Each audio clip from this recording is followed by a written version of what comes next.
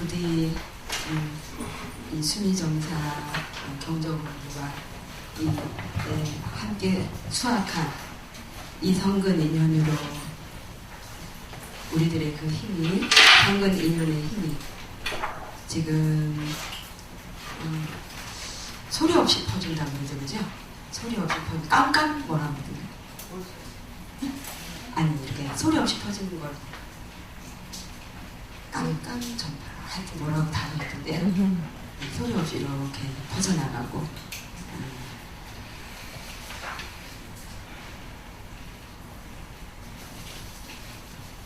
그 소리 없이 퍼져나가는 코로나19도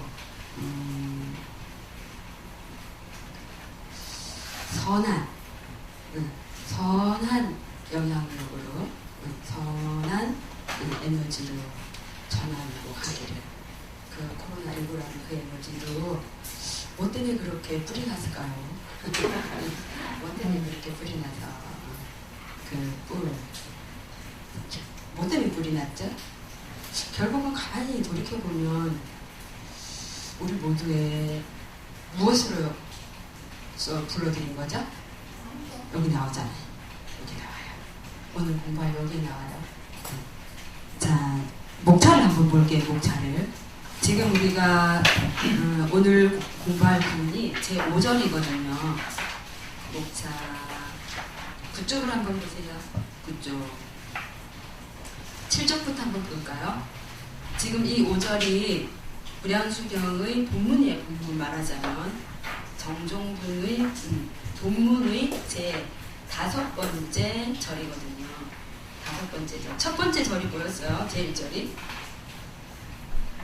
극락정토의 바로 2년이죠. 자, 그 다음에 두 번째 절이 뭐였어요? 아미타불과 극락정토의 장엄. 세 번째 절이 뭐였죠? 극락왕생의 은연. 네 번째 절이 뭐였죠? 정토의 안락. 다섯 번째 절이 뭐죠? 세간의 고통. 세간의 고통 5절 가운데 제 첫 번째 등장하는 내용이 뭐예요? 무엇을 권한대요? 정토 왕생을 권한대.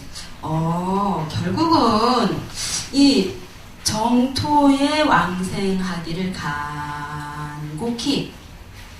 간곡히 발언하고 이끌어 드리기 위해서 무엇을 말하는 거예요? 무엇을 예로 들은 거예요? 세간의 고통을 예로 들은 거예요. 그죠? 여기 보면 앞에서도 아미타불과 극락정토, 극락왕생 인연, 그 극락세계에서의 안락한 그 일상들 있죠. 쭉 이렇게 계속 이렇게 설법을 해주셨어요. 그죠? 근데 또다시 여기 뭐를 권한다고? 정토왕생을 권한대. 근데 좀 충격요법을 쓴 거예요. 어떤 충격요법? 왜 정토왕생을 정토에 왕생할 걸 발언을 해야 되나? 그죠? 근데 무엇을 예로 들었어요? 고통을 예로 들었어요. 어떤 고통? 우리가 살아가는 이 사바세계에서 맞닥뜨리게 되는 그 고통을 예로 들었어요.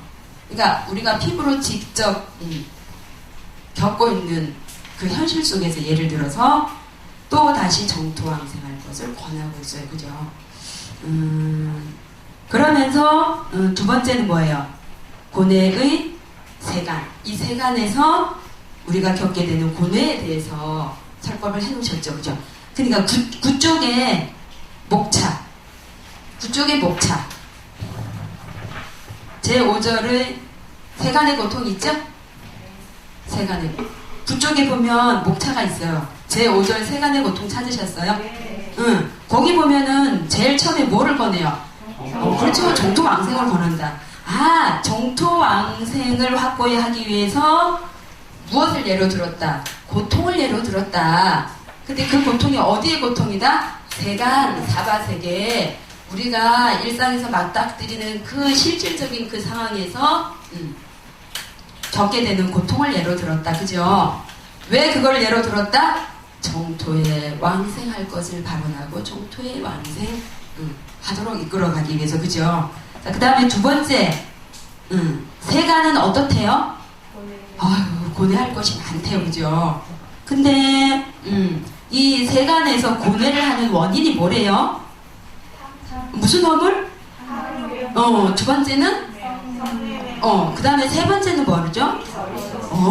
어리석음. 그러니까 우리가 이 세간에서 바로 정토의 일상을 맞이할 수 있지만 이런 허물을 지을 때는 그 자리에서 바로 무엇을 느낀다? 고뇌를 느끼게 된다. 고뇌를 겪게 된다. 이 말이죠, 그죠? 자, 그러면 이 코로나19는 누가 자초한 거예요? 모른결에 자초한 거예요, 그죠? 모른결에 자초한 거예요. 모른결에 무엇이 자초를 했어요? 여기 나오네? 어떤 허물? 탐욕의 허물, 또 성냄의 허물, 또 어떤? 어리석음의 허물이 자초를 한 거예요. 제가 부처님 오신 날 그 관볼대를 조성하잖아요, 그죠? 그러면 이제 꽃을, 예전에는 꽃꽂이를 했었어요. 근데 어느 해부턴가 어느 절에 갔더니 관불대를 조성을 하는데 꽃꽂이를 한 게 아니고 작은 화분들 있죠. 작은 화분들로 이렇게 꾸미더라고요. 그래서 이제 저도 언제부턴가 그렇게 해요. 하고 나서 화단을 심고 꽃꽂이를 하게 되면 얼마 있지 않으면 또 바꿔야 돼요, 그죠? 어떻게든 또 여러 가지로 냄새도 나고 오래 두면 그렇잖아요, 그죠? 그래서 그렇게 했어요. 그렇게 하다 보니까 마당에 예전보다 꽃이 더 늘어났어요. 꽃이 더 늘어났는데 새벽 예불을 마치고 나서 6시 안 돼서 이렇게 나가잖아요.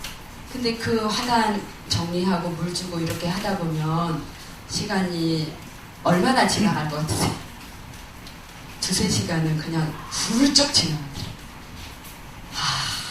이 꽃부처님 시봉하는 것도, 이 꽃부처님 시봉하는 것도 큰 불사구나. 정말 큰 불사구나.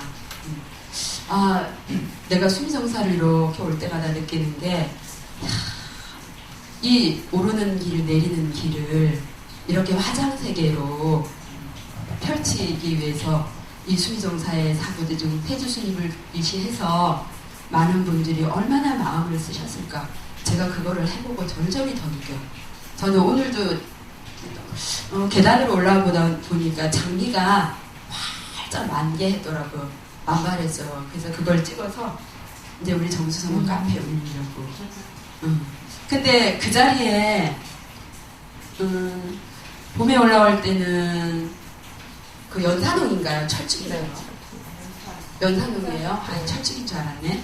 연산홍이 잘했어요, 자리를. 근데 연산홍은 간데없고 장미가 만발했네, 그죠? 연산홍은 어디로 갔을까? 망상을 좀 하다가 아니야, 그냥 장미가 만발했어. 그래서 그냥 같이 웃고 올라왔거든요. 근데 제가 우리 도량에서 그 화단을 정리하고 이렇게 하다 보니까 화단 한켠에 날이 있죠, 날이 아주 그 붉은, 지금 장미처럼 아주 붉은 나리가 꽃을 피우고 있더라고요. 얼마나 반갑던지. 여느 꽃보다 더 너무너무 반가웠어요. 왜냐하면 그 나리꽃이 어린이들이 심은 거거든요. 그러니까 작년 어느 어린이 법회 있죠? 어린이 법회를 마치고 나서 화원을 갔어요. 화원에 우리 그 절에서 한 20여 분 가면 화원이 있어요. 하우스 안에 많은 꽃들을 판매하고 있는 그런 데가 있어요. 어린이들 여러 어린이 부처님들을 모시고 가가지고 고르라 그랬어요. 근데 한 어린이가 법명이 지안인데 지안 법부님이 탄생화래. 나리가 우리 그 지안 법부님이 탄생화래요. 그래갖고 그걸 골라와가지고 심었거든요. 근데 이제 처음에는 이렇게 화분에 이렇게 심었다가 나중에 제가 땅에다 이렇게 심었어요. 한켠에다가. 근데 겨울에 보니까 없어졌어요. 겨울에 보니까 없어져서 나리가 안 보여. 그래서 그냥 없어졌네. 아예 안타깝다 이렇게 생각을 했거든요. 요새 보니까 꽃이 아주 붉은 꽃이 얼마나 열정적으로 피어있던지 그걸 보면서 내가 모르는 결에 코로나19도 자초를 했고, 또 그 꽃을 보면서는 나도 모르는 결에 우리 부처님 성품의 씨앗이죠. 우리 불성의 씨앗도 이렇게 저렇게 드러나겠구나라는 걸 체감했어요. 자각을 했어요. 자, 기왕이면 그 불성의 씨앗이 현현하는 게 모두에게 더 힘이 되겠죠, 그죠? 그런데 우리는 어쩌다가 코로나19도 모르는 결에 그냥 그렇게 현현하게 했을까요? 한번 살펴볼게요. 자, 뒤로 한번 넘어가 봐요. 83쪽. 그러니 여러분들께서 이 어려운 시기에 비를 친구 삼아 손잡고 이렇게 이 자리에 온 씨앗이 어느 곳에서, 곳곳에서 현현할 거라고 봅니다. 귀한 시간이에요. 저는 한 분이 오시든 두 분이 오시든 여러 분이 오시든 항상 여기에 꽉 찬 선한 에너지를 느끼거든요. 열심히 한번 해볼게요. 자, 83조 5절 세간의 고통이죠, 그죠? 이 세간의 고통을 왜 예로 들었나 해봤더니 정토에 왕생할 수 있도록 이끌기 위해서네. 다 같이 한번 읽어볼게요. 부처님께 시작. 부처님께서 미르보살과 모든 천인들에게 말씀하셨다. 무량수일 석문과 보살들의 공덕까지에는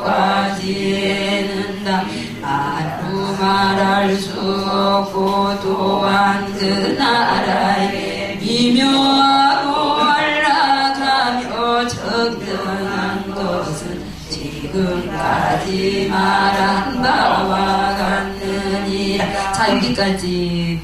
우리가 앞에서 그 정토의 공덕에 대해서 쭉 한번 살펴봤어요, 그죠? 그걸 쭉 살펴보는 과정에서 그 극락세계에는, 정토에는 우리가 지금 그 이 사바세계에서처럼 뭐를 돈 주고 사든가요? 아니면 저절로 되죠. 저절로 되죠. 그죠? 무슨 차이일까?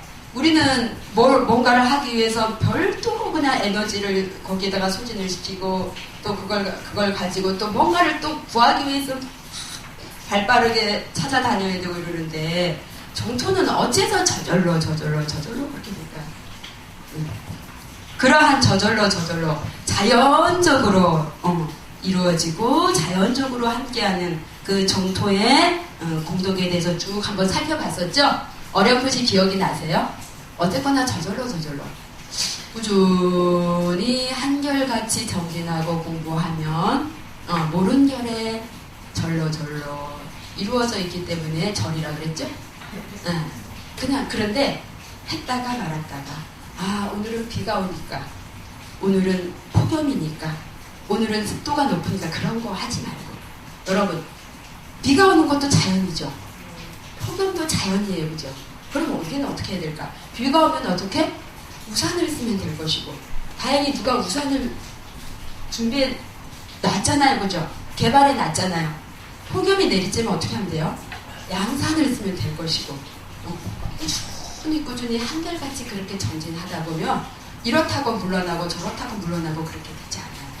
그러면 그런 데를 어떻게 한다? 그냥 한다. 그렇게 하다 보면 우리의 성원은 어떻게 된다? 시절인연 따라 절로 이루어진다. 그럴 것 같으세요, 권사님?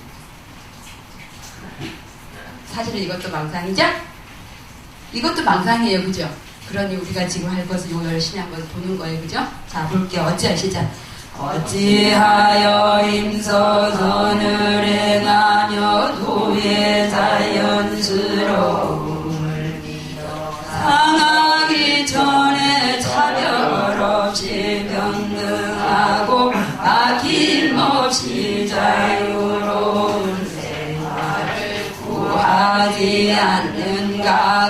각자 부지런히 노력하고 정진하여 스스로 구하면 반드시 윤회의 고리를 끊고 안양국에 왕생하여 달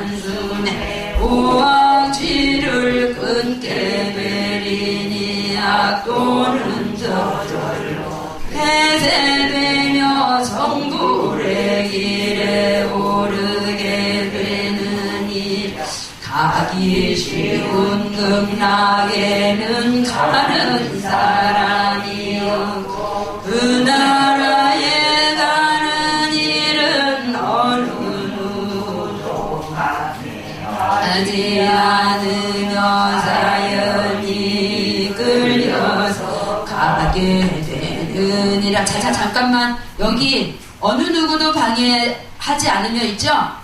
그 옆에 자연이 있죠? 거기 쭉 가로. 자연이 앞에 가로 열고 되느니라 가로 닫고. 그러니까 자연적으로 가게 된다 그러죠? 근데 어떻게 해야 자연적으로 갈 수가 있대요? 그 위에 제일 위에 뭐 있죠? 각자 어떻게? 각자 어떻게? 부지런히 노력하고 정진하여 스스로 구하면 거기 각자의 가로 열고 그냥 정진하여까지만 할까봐요. 그죠? 각자 어떻게? 부지런히 노력하고 정진하여 어떻게? 자연이 이끌려서 가게 되느니라. 그렇게만 해도 이어지네요. 그죠? 그러면 여기서 부지런히 노력하고 정진하는 게 뭐라고요? 뒤로 물러서지 않는 거라는 거죠. 내가 정진력이 있으면 요 앞에 어떤 돌이 있더라도 그 돌을 뭐 삼을 수 있어요? 징검다리 삼을 수 있어요. 근데 내가 힘이 없잖아요. 그 상황을 이렇게 딱 제대로 지혜롭게 판단할 수 있는 힘이 없잖아요. 그럼 그 돌이 어떻게 걸려 넘어질 수 있어요. 그 돌이 장애가 될 수 있어요.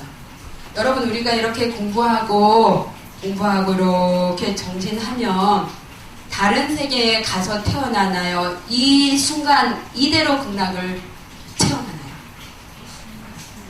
거사님 어떻게 되지? 우리가 저기 있는 극락에 가서 태어나게 되나요? 아니면 비가 오고 코로나가 이렇게 깜깜이 전파가 되고 이러는 이대로 극락을 체험하나요? 거사님 어떻게 생각하세요? 이대로 박수 다 같이 박수. 보살님은 그렇게 생각하세요? 어디에 보살님은? 네, 그렇게 보살님도? 보살님도? 네. 저도요. 저 예쁘죠? 네. 예전에는 이러지 못했어요. 왜 이러지 못했지? 스님이니까. 그러니까 제가 저 예쁘죠 이랬을 때 스님이라는 상이 있어요 없어요? 그저 함께 한 거예요. 저 예쁘죠 이랬을 때 쇼킹하죠? 그러니까 눈이 번쩍 떠있잖아요.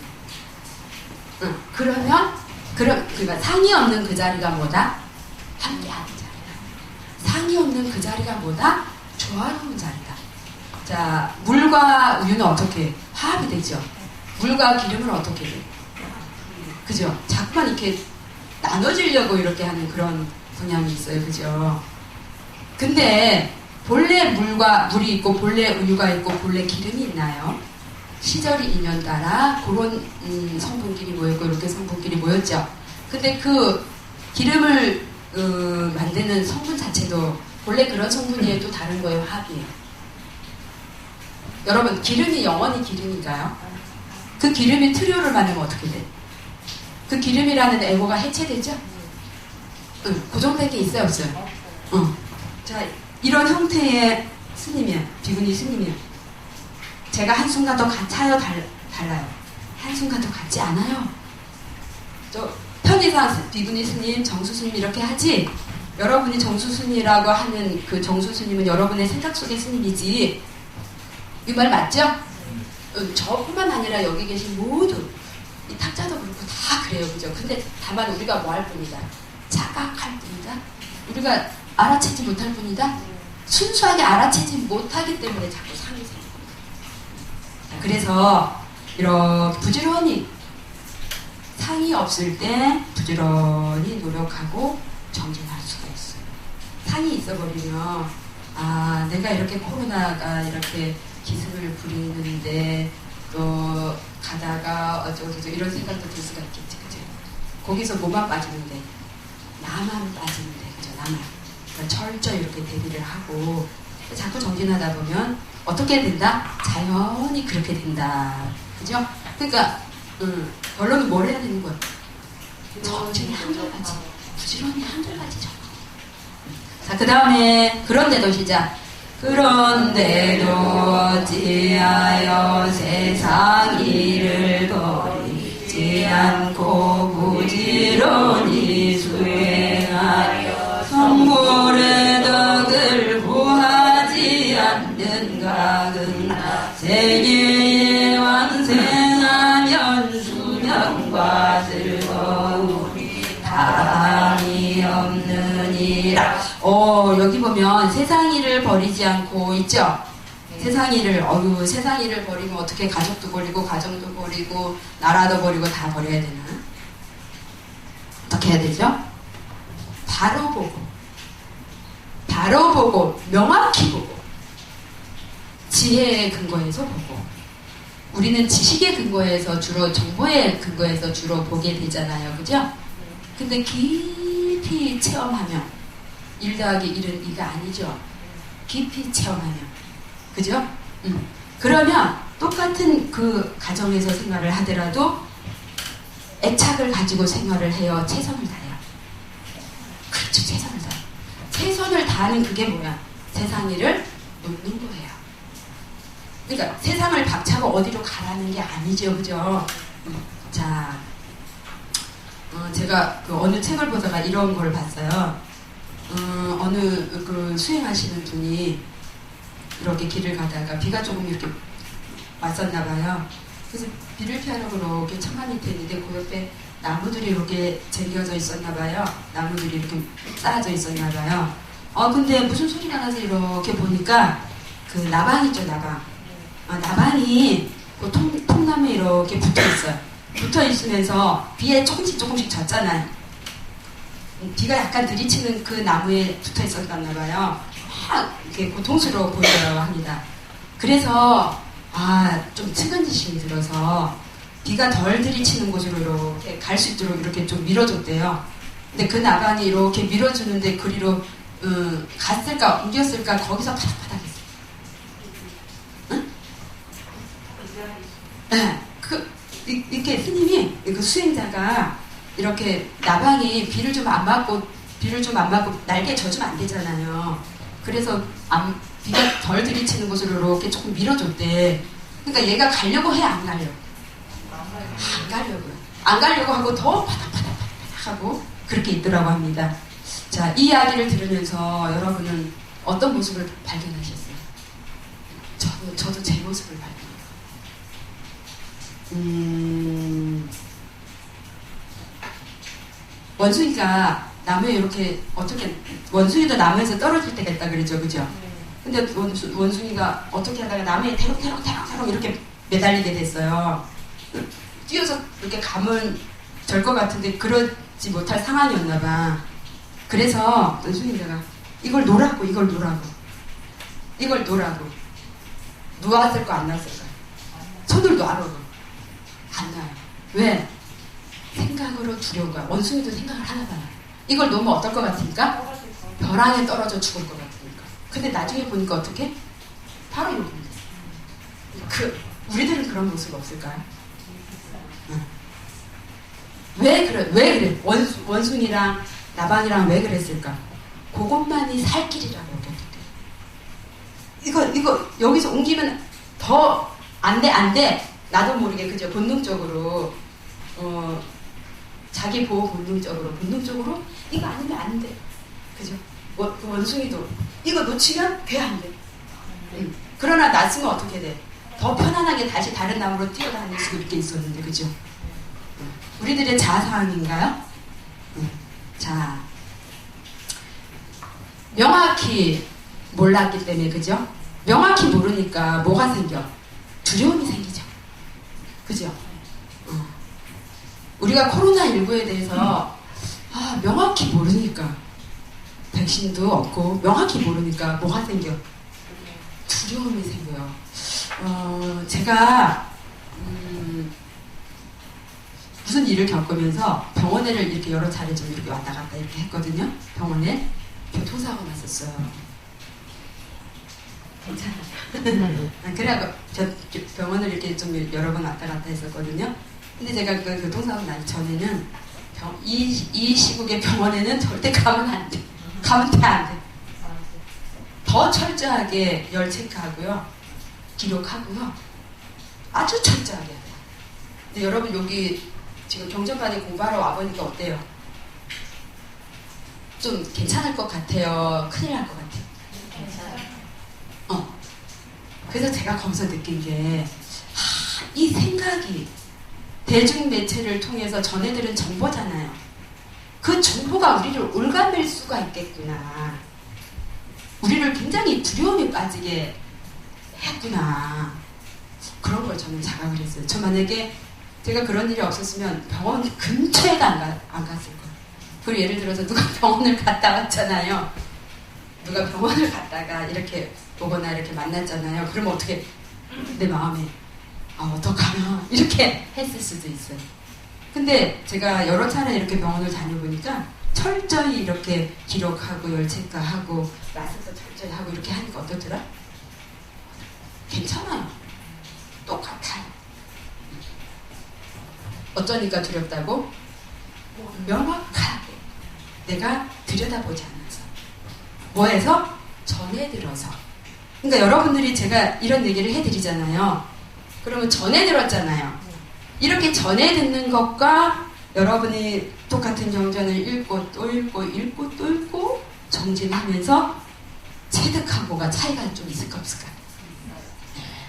부지런히 노력하고 정진해서 이것을 계기로 뭐하자? 체득하자. 그러면 그 자리가 뭐다? 세상 일을 내려놓은 자리다. 자, 그 다음에 그랬을 때 수명이 담이 있어요 없어요? 없어요. 왜? 에고가 해체되는데 에고가 따로 나가 없는데 따로 어떤 수명이 있다는 거예요. 자, 그 다음에 고뇌의 세간. 자, 그래서 정토에 왕생할 것을 권하기 위해서 정토에서 일상을 맞이하게 하기 위해서 예를 들었어요. 세간의 고뇌를. 근데 그 세간의 고뇌 가운데 처음에 뭐죠? 어떤 허물?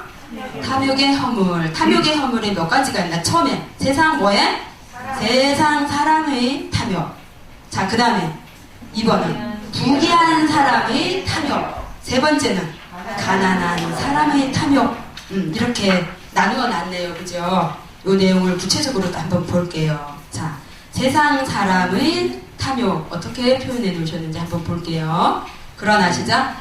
그러나 세상 사람들은 저속하여 급하지도 않는 일로 서로 다툼으로 모진 죄악과 큰 고통 속에서 몸을 수고로 이하며 오로지 자신의 생활만을 위하여 허덕이고 있느니라. 그것을 위해서 진물에 놓고 라듬도 관계없고 가난하거나 부자 관계가 없으며 남녀노소도 관계없이 모두가 재물만을 구하기를 싫으나 이는 돈이 많으니나 없는 이도 모두 같으니라. 자, 잠깐만 여기 재물 있죠?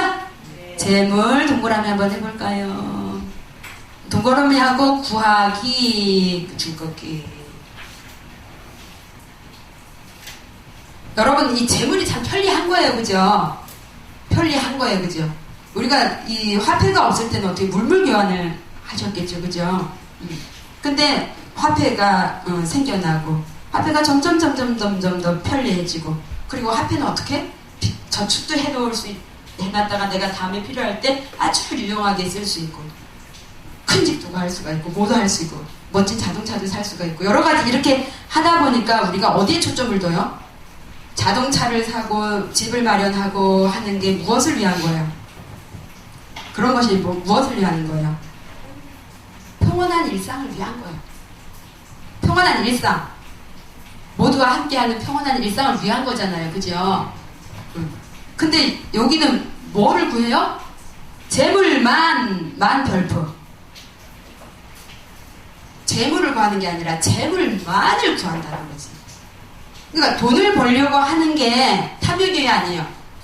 아니에요. 근데 재물만을 구하니까 뭐야? 탐욕이죠. 거꾸로 전복된 거예요. 그죠? 재물이 목적이 아닌데 사실은. 그죠? 자, 그 다음에 그리하여 시작. 그리하여 두려워하고 불안해하며 근심하고 고통스런 생각을 거듭 쌓아 마음으로 흔들게 욕심을 부려 변환할 데가 없느니라. 땅이 있으면 땅을 걱정하고 집이 있으면 집을 걱정하며 소나 말 등 육축이나 노비 재물과 옷 음식 등 모든 물건을 걱정하고 생각을 거듭하며 한탄을 계속하고 걱정하며 두려워하느니라. 뜻밖에도 수제나 화제를 입거나 도적을 맞기도 하며 있는 집안이나 민생이 때문에 재물을 물에 떠내려 보내기도 하고 불태우거나 빼앗기기도 하니 흩어져 없어지느니라. 이로 인한 근심으로 잠색하고 근심에서 벗어날 데가 없고 불안 마음을 품어 근심과 번뇌를 여의지 못하며 마음과 생각이 굳어서 예언하지 못하느니라.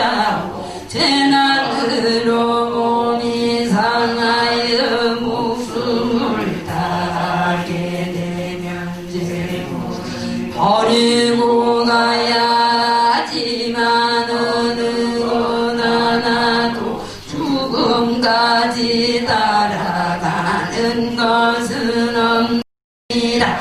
자, 차가 가다가 정복이 됐어요. 뒤집혔어. 그러면 어떻게 해야 돼요? 차가 가다가 뒤집혀서 어떻게, 그 차가 역할을 할 수 있어요? 없어요? 역할을 할 수 있도록 보살펴야죠. 그죠?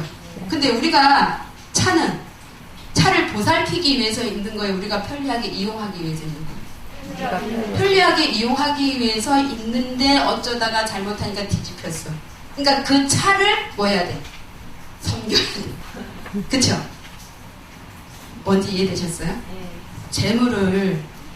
돈을 우리가 편리하게 일상을 맞이하기 위해서 필요로 했는데 전도되니까, 뒤집혀버리니까, 그 목적이 뒤집혀버려. 차가 전복된 것처럼 뒤집혀버리니까 무엇을 보살펴야 돼? 무엇을 섬겨야 돼? 돈을 섬기고 있는 거잖아요. 그죠?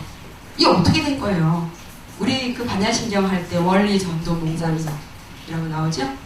우리의 망상에 의해서 그런 것, 이 차도 전복이 되고 이 재물이라는 것도 전복되어 버리는 거잖아요. 그죠? 그런데 꾸준히 정진해서 평등심이 있는 사람, 지혜로운 사람은 그것을 열심히 봐야 알아요. 내 차가 지금 뒤집히려고 하고 있네? 볼 수 있어요? 없어요? 그렇지 않은 사람, 꾸준히 정진하고 정진력이 있는 사람은 멈출 줄도 알거든요. 그런데 어떻게 해? 그냥 끌려가죠. 그냥 나도 모르게 그냥 끌려. 정진력이 있는 사람은 자연히 이끌려가는데 어디로 이끌려간다? 함께하는 평온한 일상. 자연히 그 인연들과 함께하게 됩니다. 자, 그 다음에 부귀한 사람의 탐욕 시작.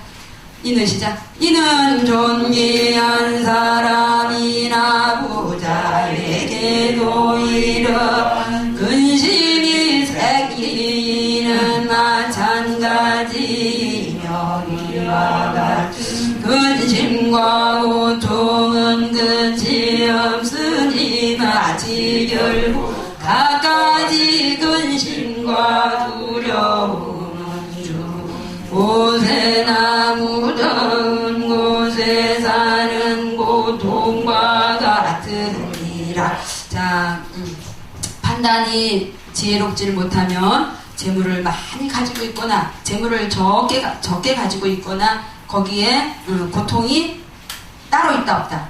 재물을 많이 가지고 있거나 재물을 적게 가지고 있거나 그 재물의 마음이 빼앗기면 어떻다? 고통은 여전히 부침한다. 아시겠죠? 그 말. 자, 그 다음에 가난한 사람. 또 가난한 사람은 어떻게 많이 벌려고 애를 쓰나 한번 시작. 그런데 가난하고 전한 사람은 빈궁하여 가진 것이 없고 눈밭이 없으면 눈밭을 가지려고 애를 쓰며 집이 없는 것도 걱정이어서 집을 가지려 하고 육축과 이와 재물과 옷 음식 등 모든 물건이 없는 것 걱정하여 이를 가지려고 하느니라. 마침 한 가지를 가지게 되면 다시 하나가 부족하고 이것이 있으면 저것이 항상 모든 것을 다 가지려고 하느니라. 간혹 다 가지게 되기도 하지만 곧 다시 잃게 되느니 이와 같이 근심하고 괴롭게 재물을 구하여 다시 찾아도 그때만 얻을 수 있는 것은 아니니라 생각해 아무런 이익이 없고 몸과 마음만 수고로 뿐이며 앉으나서나 불안하고 근심이 은이지 않으며 이와 같은 근심과 고통은 끝이 없으니 마치 결국 갖가지 근심과 두려움은 죽은 곳에나 무더운 곳에 사는 고통과 같으니라. 때로는 그로 인하여 목숨을 잃기도 하지만 평소에 착한 일을 행하지 않았고 도를 닦거나 공덕을 쌓지 않았으므로 목숨이 다한 뒤에 죽어서 홀로 저승의 길을 가게 되면 윤회하여 악고에 떨어지지만 어느 곳이 좋고 어느 곳이 나쁜지조차도 알지 못하고 가야 하느니라. 자, 여기 보면 도를 닦거나 있죠? 도 동그라미. 공덕 있죠? 공덕 동그라미. 도를 닦거나 공덕을 쌓지 않았으므로 저는 많이 가진 분들이 또 더 채우려고 하는 그 예를 들 때마다 이런 예를 들어요. 99평의 논을 가진 사람이 100평을 채우려고 한 평을 가진 사람의 논을 어떻게? 99평 가진 분이 그걸 취하려고. 우리가 이렇게 생각을 하면 그건 아니죠? 그건 아닌데 목적이 뭐 되면 전도되면 그럴 때 그게 뭐라는 거죠? 목심이라고 하는 거죠. 탐욕이라는 허물이라고 하는 거죠. 그리고 또 여기 보면 돌을 닦거나 공덕을 쌓지 않았으면 돌을 닦거나 공덕을 쌓다. 제가 며칠 전에 경주에 다녀왔어요. 새벽 4시에 출발을 해서 경주에 흑륜사라고 있어요. 여러분 BTM 보셨어요? 흑륜사가 그 법흥왕 때 2차돈 성사 있죠. 2차돈 성사의 이야기 발상지가 거기거든요. 그런데 그 흑륜사에 저처럼 이렇게 좀 자그마하신 선사 노비군이 선사가 계셨어요. 선사가 계셨는데 입적을 하셨어요. 입적을 하셨는데 제가 우리 도반 스님이 거기서 참선을 한 적이 있어서 대중공양을 간 적이 있거든요. 그래서 큰 스님을 친견한 적이 있어요. 근데 외정부에서 뭐 이렇게 시간이 널널한 것도 아닌데 그래도 꼭 다녀와야겠다는 게 생각이 들더라고요. 그래서 우리 형님 스님하고 형님 스님 조반 스님하고 번갈아 운전을 하면서 이렇게 다녀왔어요. 근데 본명이 지혜해자 바다해자 해해 선사이셨어요. 근데 거기서 이런 얘기를 들었어요. 분향소 있죠. 분향소. 우리가 이제 연결식이라고 그 의식을 하기 직전에 분향소 거기서 방광을 하죠. 여러분 방광한 거 보신 적 있으세요? 얘기를 들은 적은 있으세요? 들은 적은 있으세요? 방광. 얘기해드렸는데 제가 지난 학기에 일타큰 스님의 증조모님이 방광하셨는데 돌아가셨는데 일주일 내내 그 댁에 불난 줄 알았다고 빛이 그래서 불난 줄 알았다고 얘기해드린 적이 있어요. 근데 잘 까먹었어요. 기억하도 소용없고 내가 정진해서 방광해야 돼. 그리고 그 다음에 이제 뭐 그 연화대에서 이렇게 다비를 하는데 그때도 이제 공중에 이렇게 색이 찬란했다 그렇게 하더라고요. 근데 또 실질적으로 어떤 일이 있었냐면 스님 이 100세에 입적을 하셨어요. 23살인가 출가를 하셨어요. 근데 고향이 북한이었어요. 북한. 어느 도인데 도는 까먹었고 북한이었는데 손주상자면 한참 어리잖아요. 손주상자가 어느 날 노스님께 노스님 언제 갈 거야?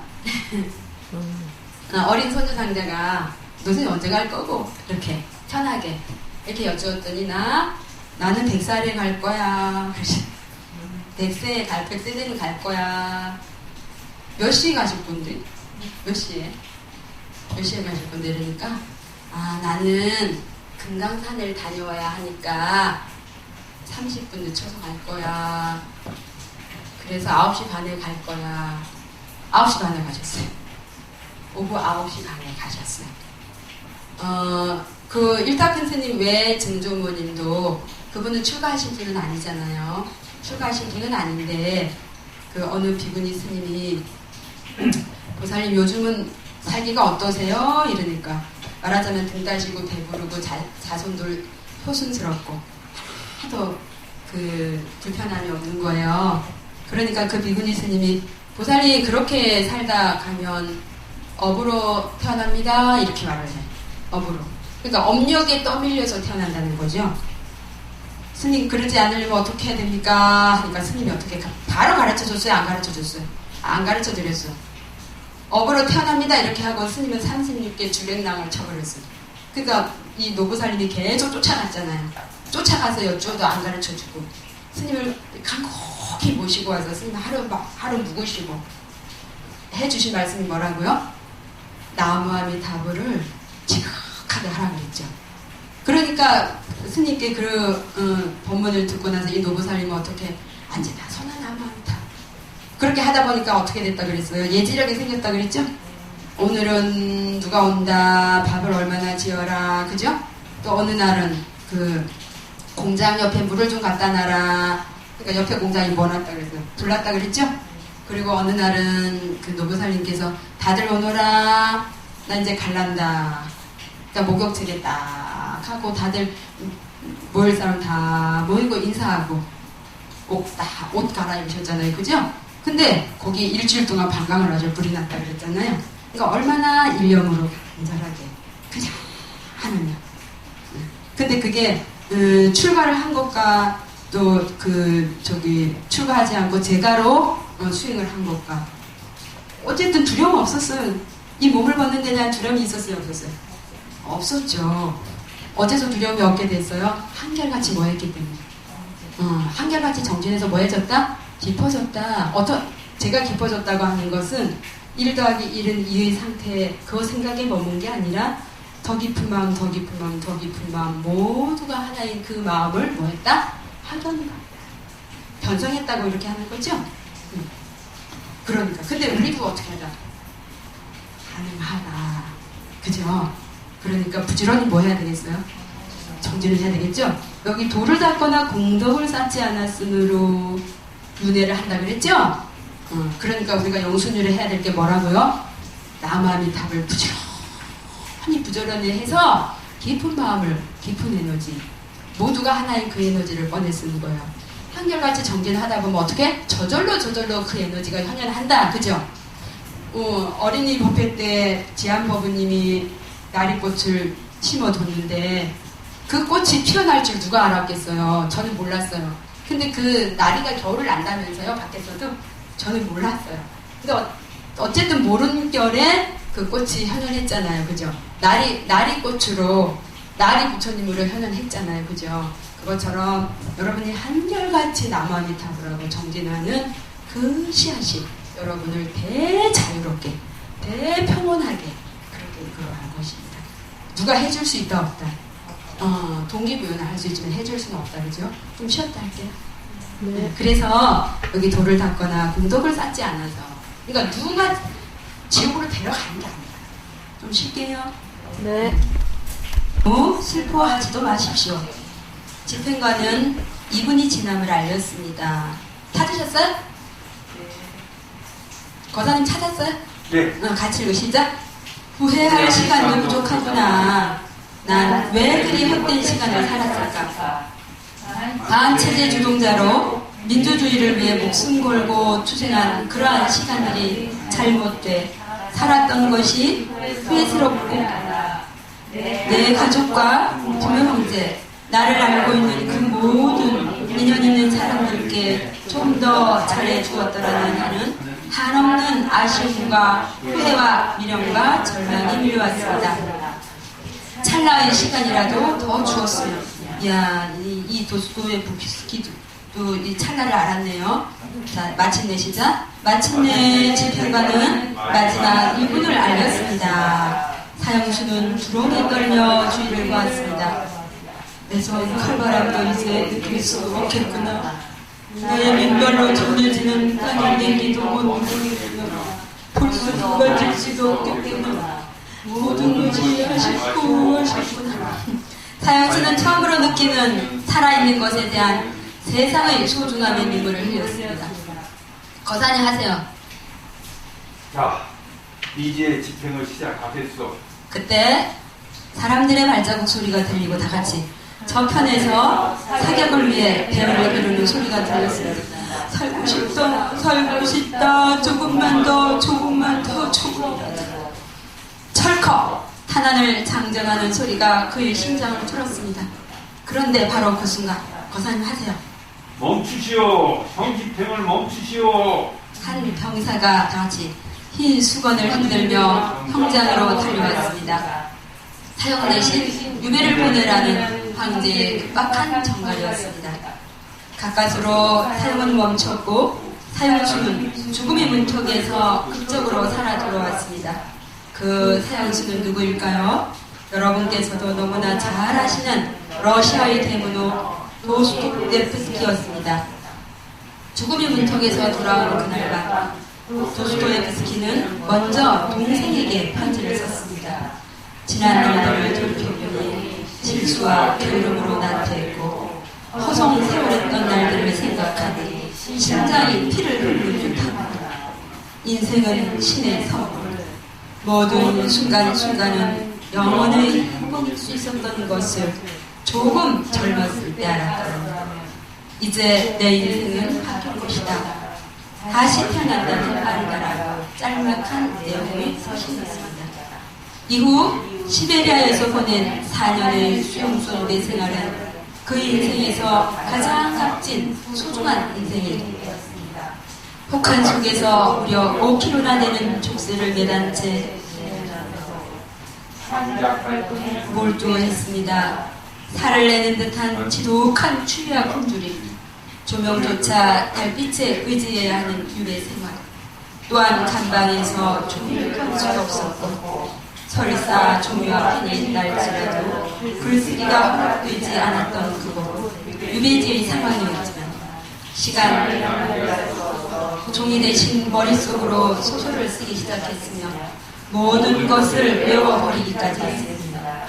유배 생활을 마친 후 세상 밖으로 나온 도스토옙스키는 죽음의 문턱에서 살아난 지난 세월의 인생은 5분의 연속이라는 각오로 글쓰기에 매달렸고 1881년 눈을 감을 때까지 수많은 누구의 명작을 남겼습니다.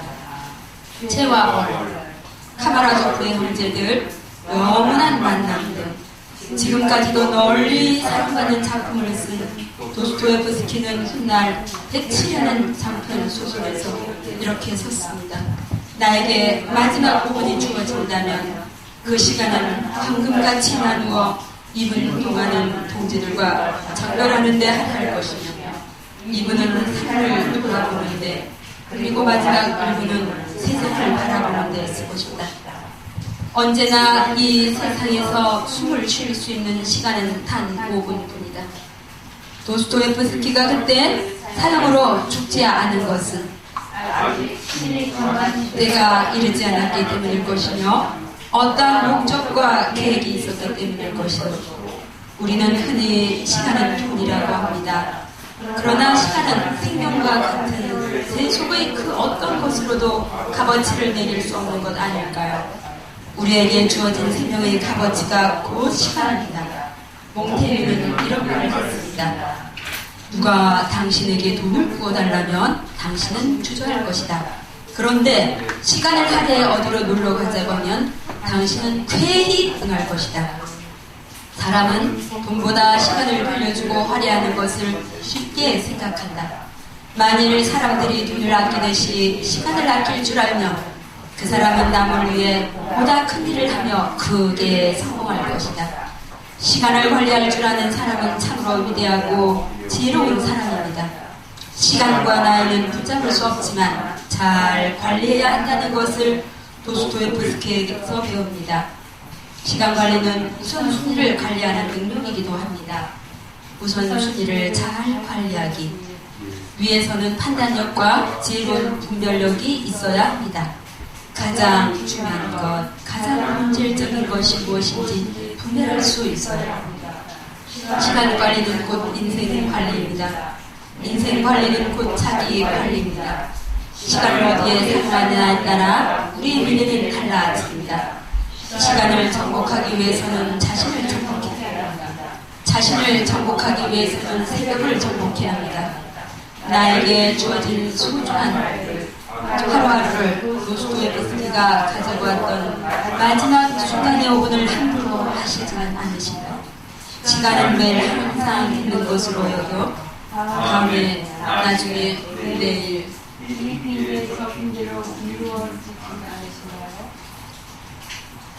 대충 읽어보세요. 끝이에요? 네. 저는 왜 이 핑계 저 핑계로 미루지는 않으신가요? 자, 설명이 필요 없죠? 어떠세요? 누가 돈을 빌려 달라고 하면 어때요? 약간 멈칫하나요? 누가 거기 즐거운 즐겁게 시간을 보낼 수 있어 같이 가요 이러면 멈칫하시나요? 돈 앞에서 멈칫하시나요? 시간 앞에서 멈칫하시나요? 돈 앞에서도 시간 앞에서도 자유로우신가요? 한결같이 정진하면 돈이 곧 시간이고 시간이 곧 돈이고 쥐락펴락 자유자재하게 되겠죠. 여러분들 그러실 수 있으시죠? 누가 대답하셨어요? 쥐락펴락 자유로울 수 있으셔요? 쥐락펴락 자유로울 수 있어요. 돈에 사로잡히지 않을 때, 시간에 사로잡히지 않을 때, 어느 곳에서도 사로잡히지 않을 때, 사로잡히는 건 무엇이 사로잡혀요? 에고가 사로잡혀요. 내가 여태까지 살아왔던 습관 있죠? 습관의 힘, 에고의 힘, 그 에너지가 잡히는 거예요. 원래 그가 나가 아닌데 나라고 착각하는 그 에너지가 잡히는 거거든요. 아까 일탁한 스님 왜 증조모님이 그렇게 등 따시고 배부르고 그냥 거기서 머물다 가면 다음에 업으로 태어납니다 했죠? 업력에 떠밀려서 태어난다는 거예요. 그러니까 우리는 업생을 하는 게 아니라 뭐를 한다? 원생을 한다. 명확하게 들여다보고 명확하게 보고 확신하고 그래서 어떻게? 나고 오고 가고 나고 죽고의 자유자재해야 된다. 그래서 무슨 생? 원생. 관세음보살님이나 지상보살님이나 문수보살님이나 보현보살님이나 어디서 나는 거예요? 마음에서 나는 거죠. 그러니까 그 마음이 무엇인지 가만히 한번 들여다보세요. 들여다보려는 힘이 있어야 돼요. 그럼 뭐 해야 돼? 남아미탑. 남아미탑을 10번만 해볼까요? 자, 합장하고.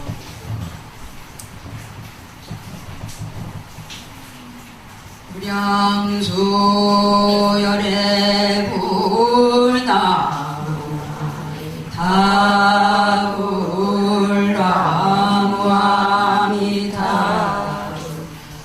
아무아미타 불라 다불라무아미타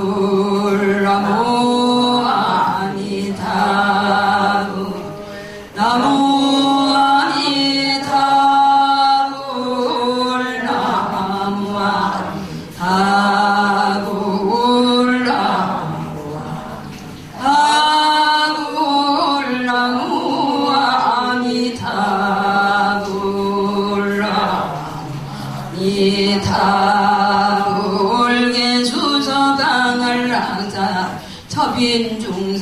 빈중생대도사가 금반원 원왕생 원자비 해석수. 자, 오고 가며 남아미탑을 하시기에요. 네. 혹시 질문 있으세요? 질문 없으면 오늘 여기서 마칠까요? 네.